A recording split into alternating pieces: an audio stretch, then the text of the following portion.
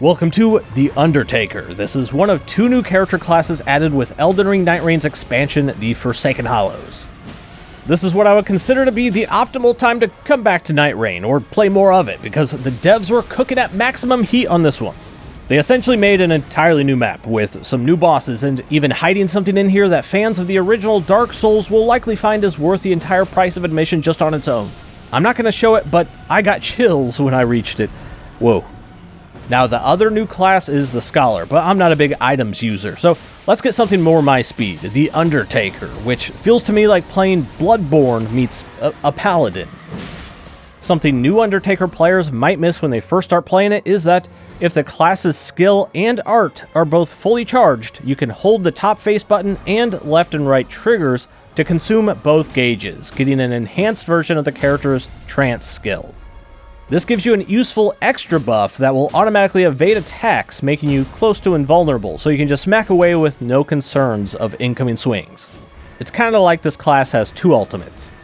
You'll know when you've enabled the enhanced version of the Trance skill when it has a purple aura around the icon. You get the normal effects of the Trance skill as well during this time, which are attack up, poise up, a damage negation buff, faster basic movement speed, and a quicker dodge. With the enhanced version also getting that evasion buff on top of all that, this can turn the Undertaker into a pretty effective tank. Just spam damage, soak up all the hits for the team, and everyone wins. Maybe. The enhanced version of the Trance skill will make the buff last longer as well, about 15 seconds compared to the regular version's roughly 7 to 8 seconds. That gives you more time to utilize the added damage bonus you get after landing multiple attacks while this buff is active. More on that later. Using the enhanced version of Trance also means you're consuming your ultimate gauge as well, but thanks to this class's passive, you can still use your ultimate sometimes during this if one of your teammates pop an ultimate art themselves.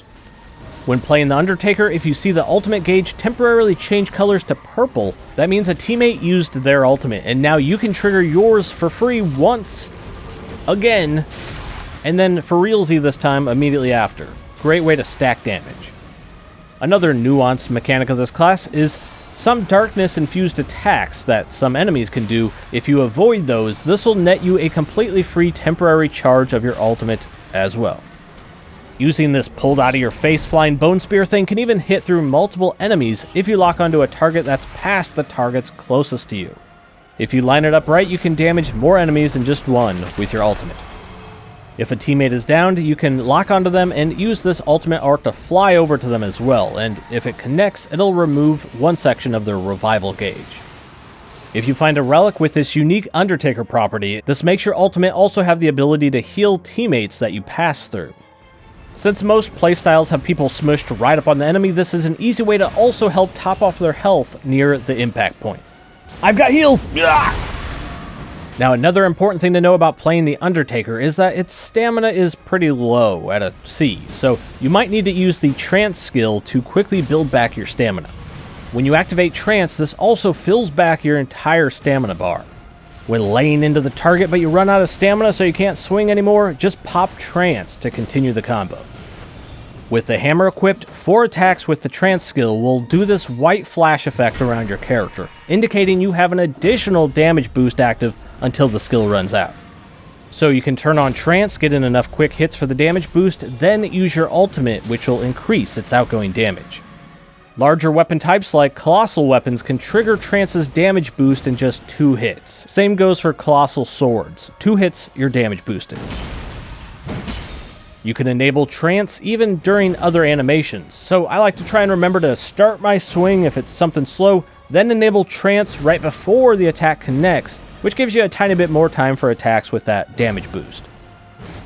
A few more things to know about the Undertaker's ultimate art. You're invulnerable to damage during its entire animation.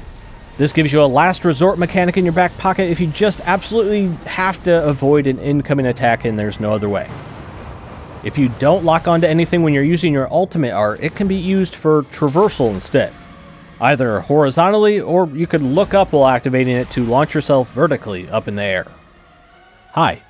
There's all kinds of shortcuts you could use this for, to span gaps, get up to higher places faster, get out of the rain, all kinds of stuff if you want to use it for this reason. Oh, and these cracked statues with the glow in the middle, yes, the Undertaker's ultimate can destroy those. Now, before I get into some of the weapons to look out for when you're playing the Undertaker, her starting hammer comes with a pretty useful weapon skill called Prayerful Strike. Not only is this a holy damage attack, but if it connects, it also gives you back a decent chunk of health.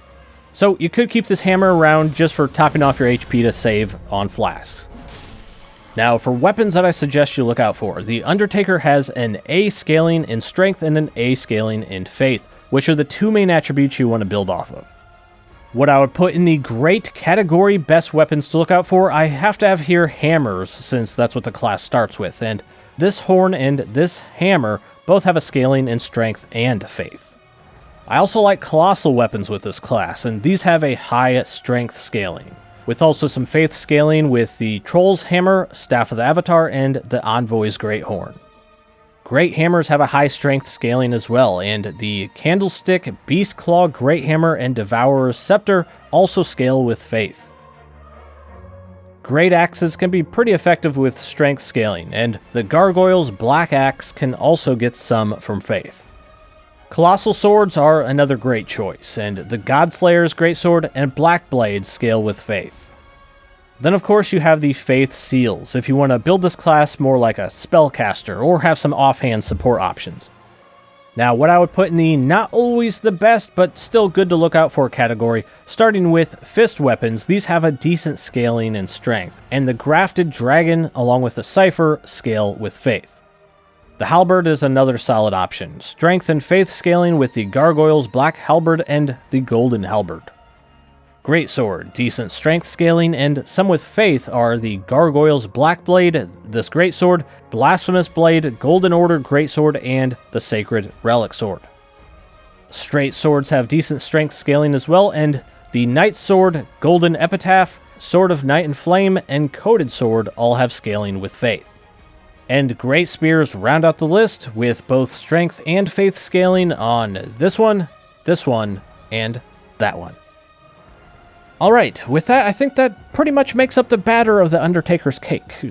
Could have rephrased that, but let me know which character class you prefer between the item-chucking Scholar or the agile Undertaker.